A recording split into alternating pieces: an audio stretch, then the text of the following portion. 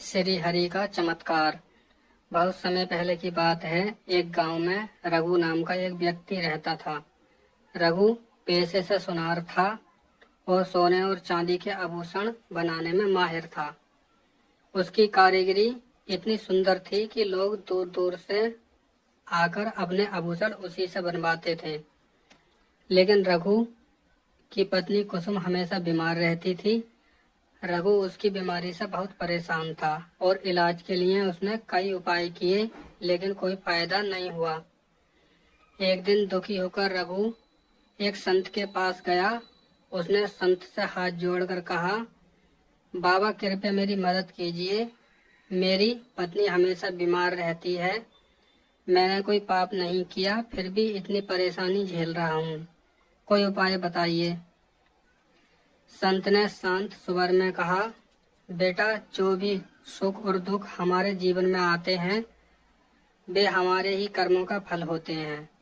लेकिन भगवान की भक्ति और अच्छे कर्मों से जीवन में बदलाव आ सकता है। मैं तुम्हें कुछ बातें बताता हूँ। अगर तुम उन्हें अपने जीवन में अपनाओगे तो तुम्हारा जीवन सफल हो जाएगा।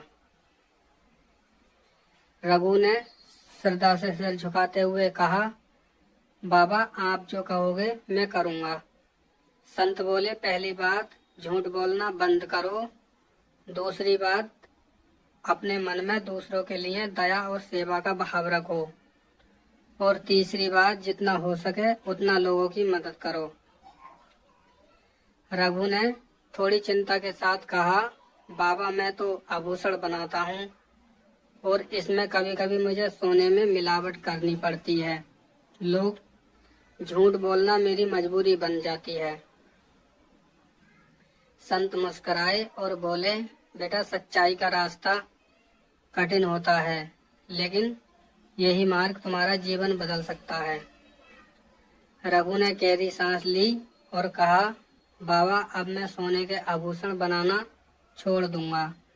अब से मैं सिर्फ चांदी के आभूषण ही बनाऊंगा और बिना किसी मिलावट के बनाऊंगा। मैं गरीबों के लिए कम कीमत में आभूषण बनाने की मदद करूंगा।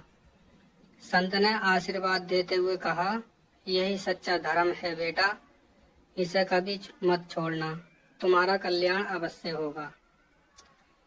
उस दिन के बाद रघु ने अपने जीवन में पूरी तरह बदलाव ला दिया। वह भगवान की भक्ति में लीन हो गया। गांव में जो भी संत आते वह उन्हें अपने घर बुलाकर आदर पूर्वक भोजन कराता, गरीबों की मदद करता, भंडारों में दान देता और जरूरतमंदों की सहायता करता। धीरे धीरे गांव में रघु का नाम होने लगा। लोग उसकी इज्जत करने लगे, लेकिन कुछ लोग तो पहले उसके साथ उठते बैठते थे, अब उससे जलने लगे थे, क्योंकि रघु अब उनकी जैसे गलत कामों में दूर हो गया था। समय बीतता गया और एक दिन रघु की पत्नी कुसुम पूरी तरह स्वस्थ हो गई। रघु की श्रद्धा और भक्ति और भी बढ़ गई। एक दिन रघु सुबह सुबह मंदिर जा रहा था। रास्ते में गांव के कुछ लोग एक पेड़ के नीचे बैठे थे। उन्होंने रघु को देखकर कहा, अरे रघु भाई, इधर आओ, अब तो तुम बड़े भक्त बन गए हो, हमारे साथ बैठते ही नहीं। रघु मुस्कुराते हुए बोला, ऐसी कोई बात नहीं है भाई, मैं तो बस मंदिर जा रहा हूँ। उनमें से एक ने मजाक में कहा, मेरी पत्नी की शादी में जाना है, उसके लिए गहने बनवाने हैं, क्या 2 दिन में बना दोगे? रघु ने नम्रता से कहा, भाई क्षमा करना, मेरे सोने के गहने बनाना छोड़ दिया है, अब सिर्फ चांदी के गहने ही बनाता हूँ। अगर चांदी का बनवाना हो तो जरूर बनाऊंगा।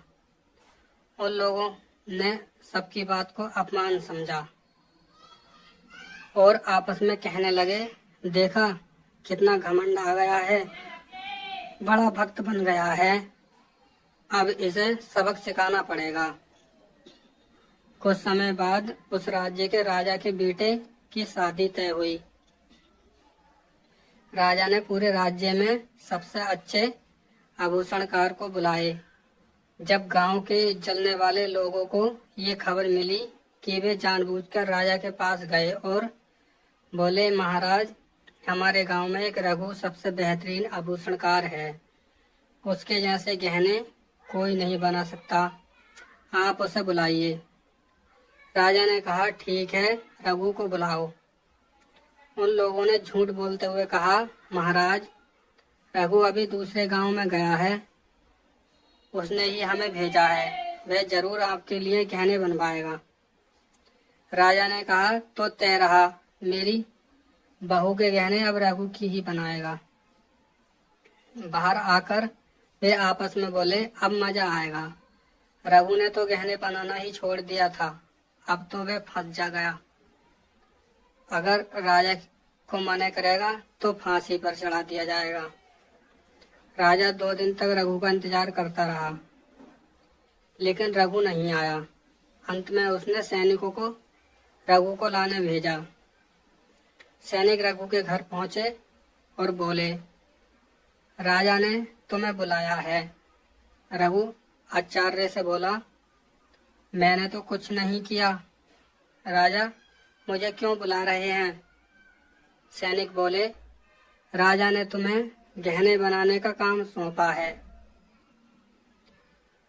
रघु हैरान हो गया, लेकिन राजा के बुलावे पर वह दरबार गया। राजा ने क्रोधित होकर कहा, रघु, तुम्हें 2 दिन पहले बुलाया गया था, अब शादी में केवल 7 दिन बचे हैं, ये लो सोना और जल्दी से गहने बनाओ। रघु घबराया और बोला, महाराज क्षमा करें, मैंने किसी को नहीं भेजा था, मैंने सालों पहले ये काम छोड़ दिया है और अब ये काम करना भी भूल चुका हूँ।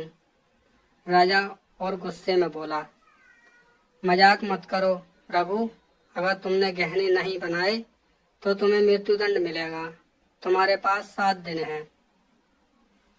रघु चुपचाप सोना लेकर घर आ गया।